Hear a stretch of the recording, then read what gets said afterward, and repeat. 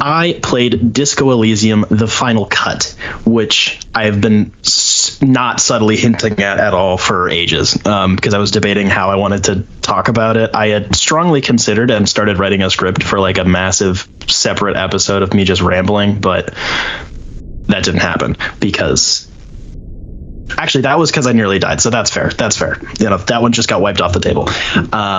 So we're just going to try to boil it down to a simple, straightforward review and try not to die. Hey, to be fair, you can die in this game in the first like 5 moves. So Disco Elysium came out in 2019. It was developed by Zaum, which is what country are they from? Fuck. God damn it. Whatever. Post-Soviet country. It is a RPG, actual RPG. So based on a tabletop game, which was in development for like 20 years. It's ridiculous. The founding members of the company had started bouncing ideas off of each other in the early 2000s, and then just slowly accumulated effort over time. And it went through like multiple massive overhauls. But it was finally released in 2019 for PC, received massive critical acclaim. And then in I think 2021 or 2022, there was an updated version which added a couple of cut pieces of content, some additional animations, launched it on console, and gave voice lines to every single line of dialogue in the game that was not already voice lined before, whereas in the original version it was all of the important stuff, and then a lot of the side quests were just text. This was every line in the game is voiced, as well as some of them were re-recorded, some of them with new voice actors, some of them with the same ones just coming back and doing better quality recordings. It takes place in a fictional world called Elysium. Elysium is effectively the name for Earth. On this planet, effectively, there are continents, or what we would call continents. They are called insulas in this world. And inside this insula, there is a particular town called Revachol within the district of Martinez. And by the words, you can already tell, this is a really weird cultural mishmash. It is an entirely fictional world, but it does primarily take extremely strong influence from post-Soviet states as well as France, because France, why not?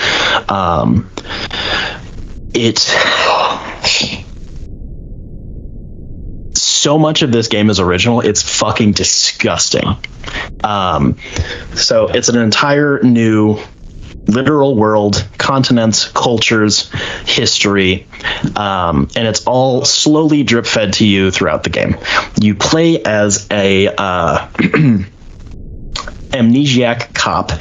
You wake up after a bender without your memory, other than your basic motor functions and some kind of intuitive personality traits, and everything else is developed off of your skill tree, which you determine before you go into the game. There are major archetypes that you can play as in terms of your skill base, as well as your, I guess, persona, if you want to put it that way. So you have your basic clusters of skills. You have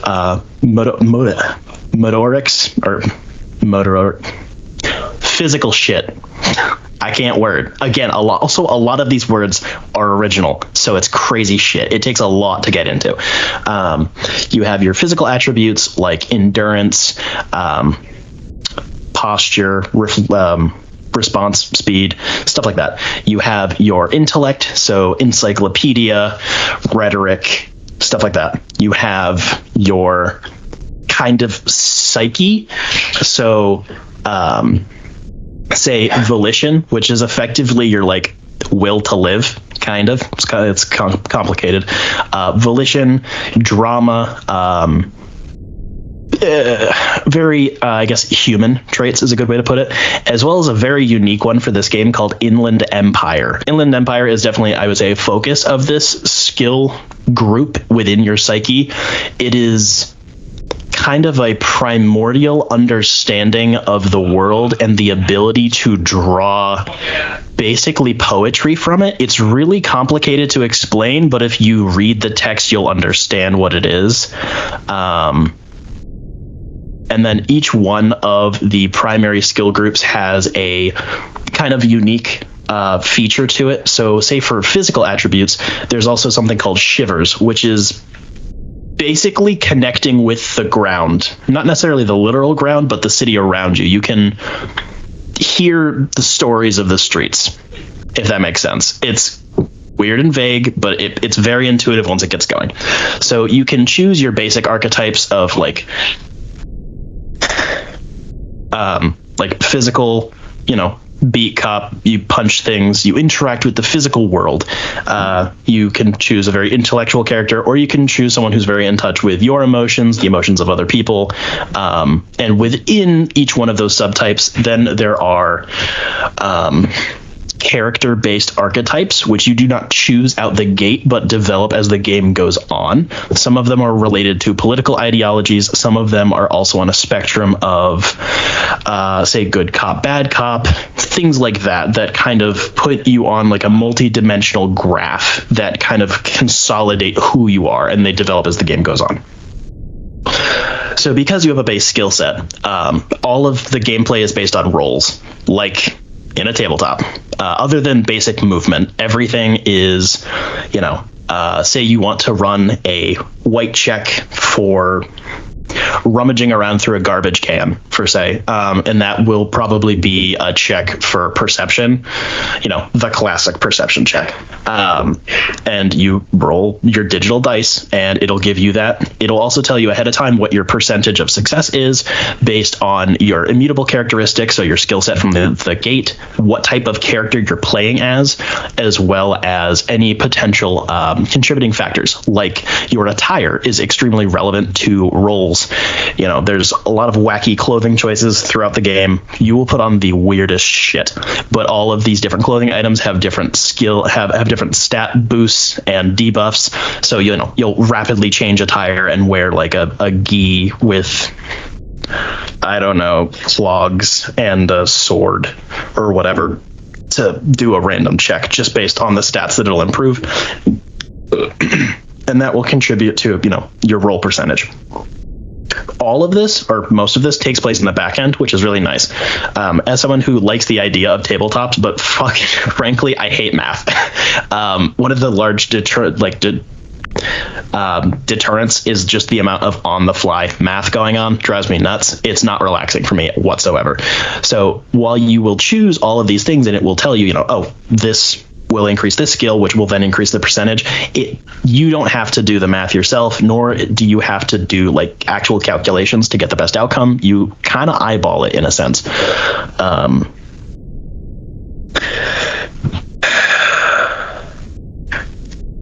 This game is so dense. Your initial out the gate, after you determine your skill set and wake up effectively, is you have an internal dialogue between your limbic system, so your adrenal glands, and your lizard brain, so your like ancient monkey, pretty much. And they have a dialogue back and forth while you're unconscious, and that's how the game starts. It is wild shit. After you finish that dialogue, you go through a few different options. Again, you wake up in your hotel room, place is trashed, you're naked, your shoes out the window, your tie is hanging from the ceiling fan. Shit's weird. And as you collect yourself, you inspect the room, you get acquainted with your base gameplay mechanics, you exit your room, and you kind of start the story. As it unfurls, I guess the base plot premise, without really getting into much, is you have been sent here to investigate a murder of someone who is hanging off of a tree behind this hotel called the Whirling in Rags. It's a great location. And you have been called in as one of Precinct 41's cops. You are apparently, according to a lot of contextual clues, actually a pretty good cop. You're a very good detective. You can find your clipboard, so your notebook, your ledger, all of your previous cases. You can find that throughout the game to get more context about who you are. You have also been given a companion, Kim Kitsuragi, literally the best character ever, who is from Precinct 57, if I remember correctly, from a neighboring district, because this tiny little shithole town is effectively in like a no man's zone of like legality. So there's a bunch of different places and they're all going, we don't really want to deal with this case. So you're just kind of getting the shit end of the stick. So the two precincts that are basically fighting over who doesn't want to do the job come together, and the two of you discover a lot of shit. Turns out that this murder is not as straightforward as one would think, and beans. So much beans. This game is all beans, which is why I love it, but also why I can't talk about it without being specific. So this very large mystery or conspiracy, depending, unfurls, and throughout all this you get acquainted with local factions, local politics, a bunch of different NPCs and their various affiliations. You learn more about yourself as the game goes on, partially because you're an amnesiac, but also why you're an amnesiac, as well as basically the fact that you're forming yourself as the game goes on. It's a feedback loop of like, oh, well, this is who you were because you're choosing to do this, but because you, the player, are actually choosing it, you're basically creating the character as you go, but you're still limited to who this character would have been. It's really weird and esoteric in a sense, which is really cool.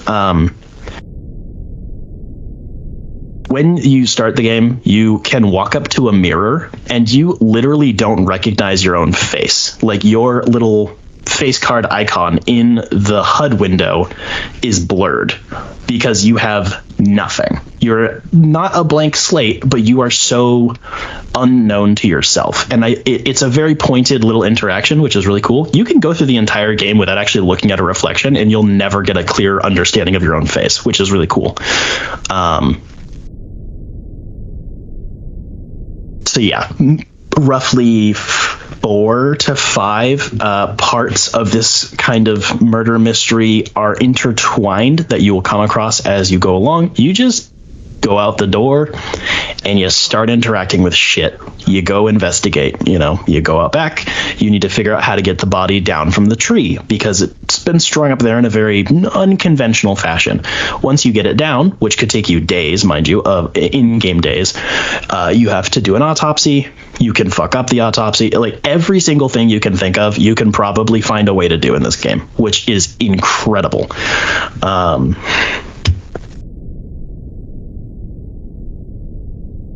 That's kind of all of the story I can get into without completely derailing myself. Effectively, it is a murder mystery that unfurls into a conspiracy, but it also undercuts itself at various different points for its own philosophical and political points, which I think is awesome. It blends philosophy and politics. And again, because a lot of this is fictional, it draws a lot of parallels and a bunch of satire, but it's actual satire. It's not just, respectfully, South Park on its good days, where it's like, we're just kind of poking at the thing. Like, it's so unsubtle, you kind of have to be an idiot not to read it in this game. Like, it's not subtext, it's all text. But it's so over the top and goofy, but also deeply serious and really depressing, which I think is really cool. And I think makes it connect extremely well, not just with me, but I think it has the potential to connect with people in a particular way that is beyond what a lot of video games, I think, are not capable of doing, but willing to do. The major themes of the game, I suppose, can be summed up with like identity and understanding yourself, your place in the world, and how the various wheels of power can be influenced by people or not influenced by people. To be vague. There's so much here. This game is a book. It has like 1.2 million words of dialogue. It is like 4 Bibles over in terms of writing. It's insane. So there's so much to kind of contain. But it's deep as fuck, but it's also extremely funny. The voice acting is phenomenal across the board. I haven't played the original version of the game. I know that some of the actors carried over to the Final Cut version, some of them didn't. But the voice performances here are incredibly funny. The dialogue itself is written to be extremely expressive and filled with various levels of text. Like any good human drama, like TV show, there's a lot of layers going on, and then like triple it. And it's all added onto by character design, the art style of the game, and how all of those chess pieces interact with each other. It's not just, oh, well, this person is this chess piece, so they'll do this. There's levels to each individual piece, and you'll find out about new character archetypes you never knew existed, I guess in like an abstract way, but yet feel intimately familiar to people that you might know. It's very cool.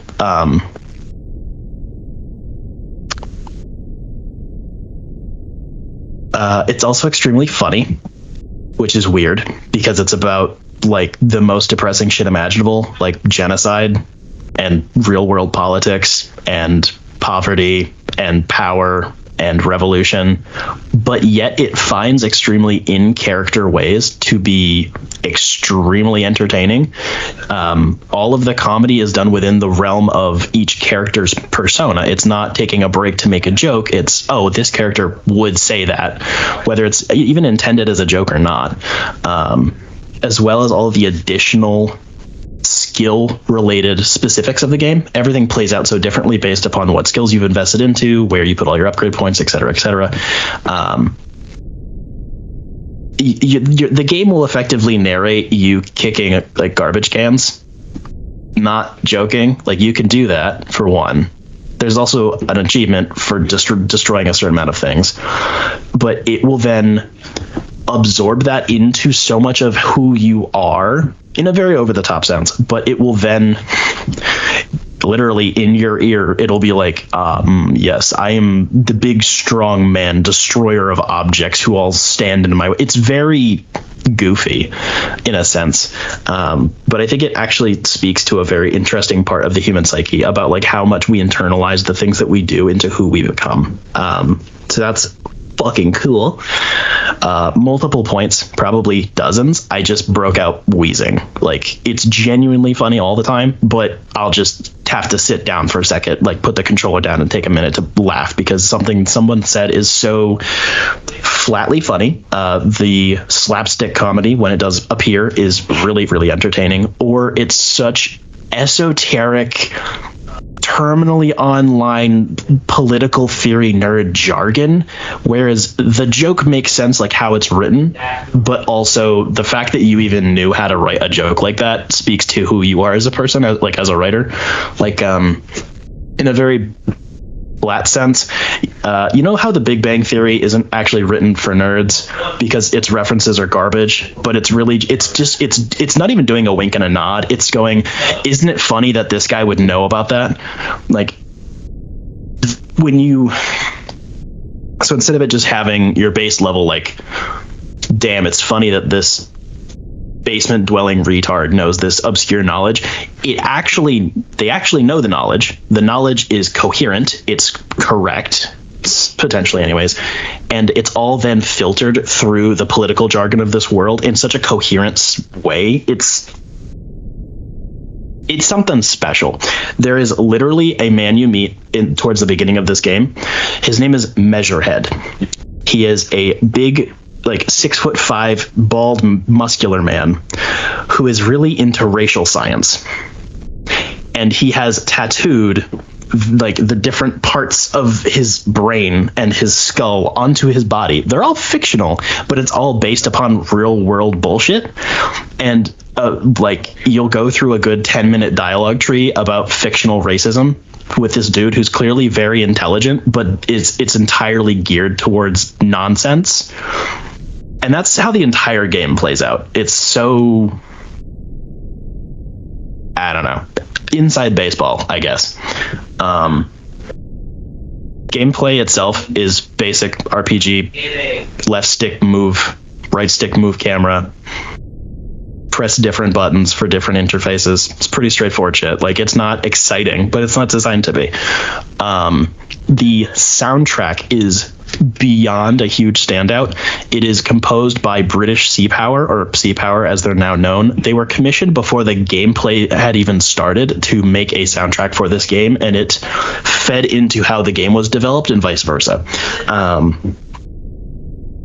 It consistently bounces back and forth between diegetic and non-diegetic music in terms of, you're walking by an area of the game and you'd swear that the music that's playing is playing out of a speaker somewhere, or say the French horns that you'll hear during certain tracks are just playing out over the landscape and you wouldn't even know where they're coming from, but it's actually a part of the music backing. Like, things like that. It's incredibly well formed. It immediately went on one of my favorite bands of the past couple of years, as well as, like, I fall asleep to this shit. It's super wacky. The art style is kind of hard to pin down in terms of a specific artistic movement, again, because I don't have, like, the actual words for it. But generally speaking, it is watercolor painted. The game is rendered in 3D on top of it's an isometric. So instead of it being a square, it's a diamond, which generally speaking just make gameplay more interesting. So instead of you just looking, left, right, up, down, it just tilts the screen, which makes everything look cooler. And then everything is rendered in 3D, and the textures given to each one of these objects or buildings or landscapes are hand painted. So instead of just, they made the 3D model and then they made a cool texture map with the art style done in, like, digital watercolor, they painted translucent, like, glass panes, scanned them into the engine, and put them on top of objects uniquely, not just like there's 5 textures on top of it. Like, there's literal brush strokes in the game. It's so fucking cool. All characters also have portraits, which are a very big part of how their persona. Like any classic RPG, it's a face card that pops up when characters have dialogue. Sometimes it'll change over time, but not very much. Done in the same style. They're extremely expressive in terms of telling you a lot about a character, in terms of their general archetype, as well as how they view themselves, how you can interact with them. And there's one guy who is the art director for this game, and I swear to God, he should never have to work again a day in his life. He was commissioned just to do the portraits when they started the gameplay process, and then they just pulled him full-time on board to head up the entire art department. It's disgusting. Flawless presentation across the board.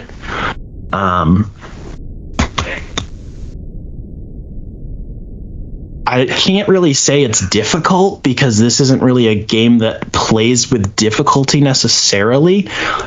Like, it's a traditional RPG, so it's not, I don't know, it's hard to scale that in terms of how we usually think about difficulty for video games. It is a video game. It's an interactive experience, but this is not a video game. This is like a fucking book, but a choose your own adventure book, but given so much weight and depth that I can't compare it to anything else I've ever read in my life.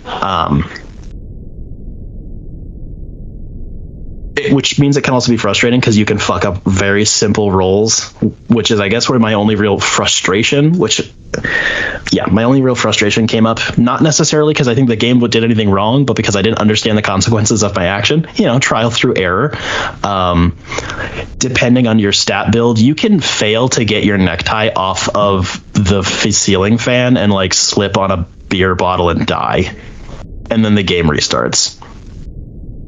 Like, if you don't understand how the mechanics work, and if you are low on either physical health or morale, you can get bullied by a kid into dying. Like, characters can just shit talk you so much, you'll take health damage, and then if you don't heal yourself or upgrade certain stats, and you go into an encounter, like especially a combat encounter, you could just die from, like, basically psychic damage. It's really entertaining and really annoying. That sounds like a narrative of your life. It just dies of psychic damage. Pretty much, dude. Which on its face, it sounds, oh well, that's neat, but that's so kind of ingrained into, like, the philosophy of the game. It's such a life. You can just fall down your stairs one day and fucking die. You know, you can fall into an even deeper depression because that stupid red-haired kid called you a bleep, bleep, bleep, bleep, bleep, and like you wanted to die, and then your partner told you that you're shitty at your job, and then you drank and you smoked too heavy, and then you woke up the next morning hungover, and then you tried to ask out a prostitute and she told you to kill yourself. Like that can happen, basically, like at any point. It's wild. That was not a live recounting of events for me, by the way, just to make that abundantly clear. The names were legally changed for the sake of privacy. I can see that look on your face. So that's how you came into being. Yeah, that was a story about my parents. Yeah, exactly. Oh, goodness. Yeah. So...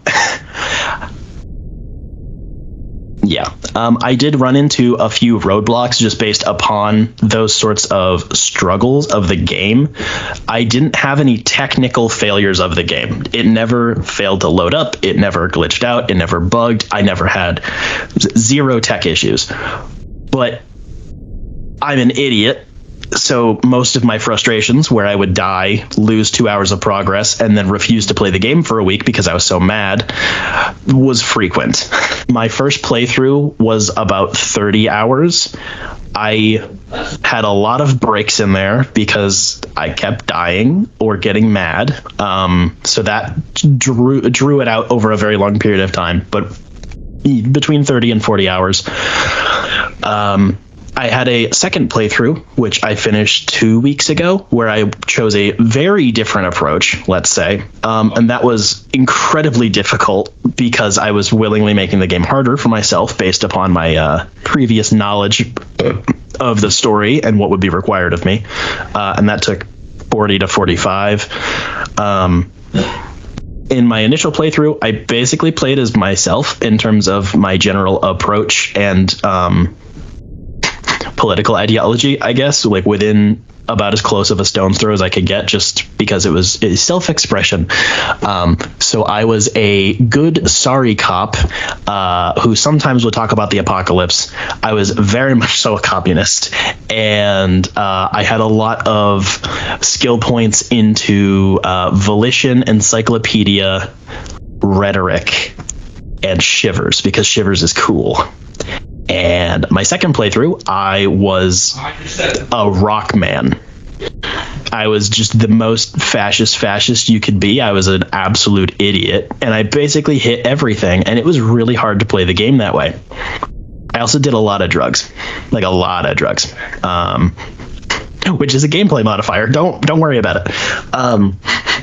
I started a third playthrough. I've been a little busy recently, but I did start a third playthrough to try to find some equilibrium between the 2 points, to try to see where else I could go, to see what other story options were available and all that sort of stuff.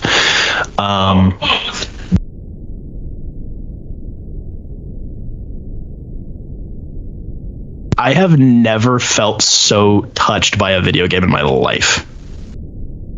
Not just it hits like the autism special focus of like, oh, this is really cool, you know, your Alan Wakes or your things like that, where it's like, oh, this hit at the right time, but like I can critique it. There's stuff I don't love, but I like most of it or whatever.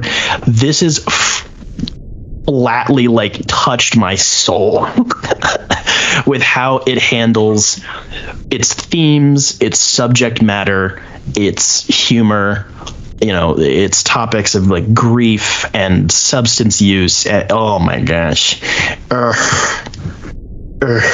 Which is the Colin pretentious way of saying it made me cry a lot. But like we kind of knew that already. I bought this for $3. Which is a fucking steal. I don't know how. I went to a Bull Moose. I had no idea what this game was. I was just flipping through Xbox One games, and I saw $3 RPG, and I was like, I think I've heard something about this. Oh, the back of this box looks really cool, and I'm gonna play this shit until I die. Like, just. I have nothing I can compare it to, whether it's gameplay or impact or anything. There's shit that's more fun. There's stuff that's more entertaining. There's things that I would want to be in the mood for. Like, I can't just boot this up. Sometimes it's an incredibly depressing 4 hours, but it transcends all of the things. My favorite thing with my very limited experience with it is, like, it's not really a skill tree, but how your dialogue choices will level up your dialogue skills later. And it's its own menu. It's kind of like a skill tree, but you can gain skills. Like, the more you lie, the better a liar you become, and you get different perks with that. Like, the system behind the dialogue system is incredible. I took a look at some of the developer maps on how not even the skills themselves, just how the dialogue flow went, and I had an aneurysm. Like, I believe there were like between 6 and 10 writers by the time the project was over, and they were all, kind of working together and handling different parts and whatever. And the fact that it all feels like one coherent experience is insane. I can't recommend this if you only play first-person shooters, because you'll be bored to shit. But if you like anything close to an RPG, or I guess just like emotionally engaging subject matter, or if you like tabletops especially, if you like a good detective mystery, like, the only companion I could think of for this is like the first season of True Detective, and they're so different than each other. It's just purely based on the framing device and, like, respectfully, how much it's smelling its own farts, because it's really smart. And I mean that lovingly in the best way possible. But, like, honestly, these two are on entirely different tiers of quality. It's disturbing.